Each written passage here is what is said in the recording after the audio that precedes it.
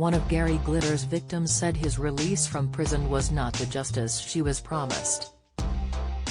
The 78-year-old pedophile, who had a string of chart hits in the 1970s, was jailed in 2015 for sexually abusing 3 schoolgirls. Glitter was found guilty of 1 count of attempted rape, 1 of unlawful sexual intercourse with a girl under 13, and 4 counts of indecent assault. He attacked 2 girls, aged 12 and 13, after inviting them backstage to his dressing room and isolating them from their mothers.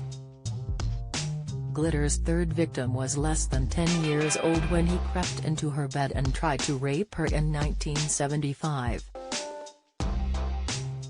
Glitter, whose real name is Paul Gadd, was released from prison today after serving half his 16-year sentence for sex crimes. Richard Scorer, head of abuse at Slater & Gordon, who represents one of those victims, said his release was particularly distressing and traumatic for those he attacked, explaining, "The early release devalues her suffering and that of his other victims." Glitter spent 8 years behind bars at HMP The Vern, which is a low-security Category C jail in Portland, Dorset.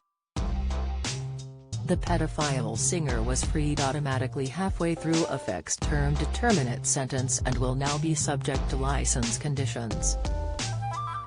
Mr. Scorer, whose client is making civil child sex abuse damages claims against Glitter, reacted to the release and said, "I've spoken to my client today and like every victim of serious sexual assault facing early release of her abuser, today is an incredibly difficult day for her.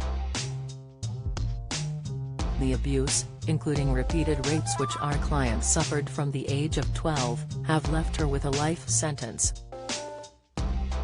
He continued, "Paul Gadd, more commonly known as Gary Glitter, has never admitted his offenses, has never apologized and has never shown any remorse.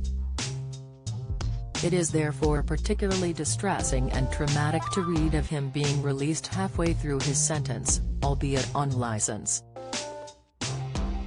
Our client feels this was not the justice she was promised and the early release devalues her suffering and that of his other victims. This is a very hard day for her and we imagine for other victims too. Their feelings should be at the forefront of everyone's minds at this time." Glitter will now have just 3 days to register his name with his local police station or run the risk of being sent back behind bars. On top of this, he'll have to wear a tag and flag any relationships he has with people who have a child under the age of 18. He must also notify authorities a week in advance if he plans to go abroad and return to the UK, with officers able to deny any overseas trips.